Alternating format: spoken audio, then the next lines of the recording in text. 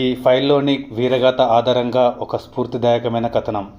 అసాధ్యమైన దాన్ని సుసాధ్యం చేసిన ధీరుడు.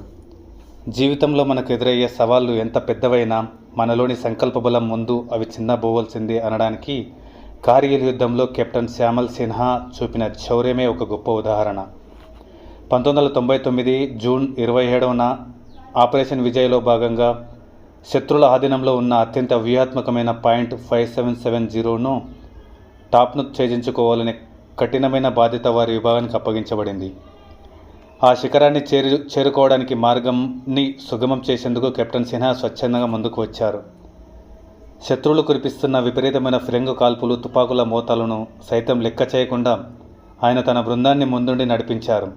ఆయన చూపిన ఈ అసాధారణమైన ధైర్యానికి మరియు మెరుపుదాడికి శత్రువులు హడలెత్తిపోయి పారిపోయారు.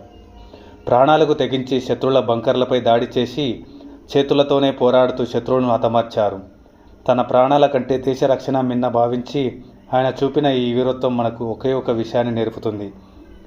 పరిస్థితులు ఎంత ప్రతికూలంగా ఉన్నా భయాన్ని వీడి అడుగు ముందుకు వేస్తే విజయం మనల్ని వరిస్తుంది. లక్ష్యం వైపు సాగే ప్రయాణంలో ఎదురు దెబ్బలు తగిలినా అచంచలమైన నమ్మకంతో పోరాడేవారే చరిత్రను సృష్టిస్తారు. జై హింద్.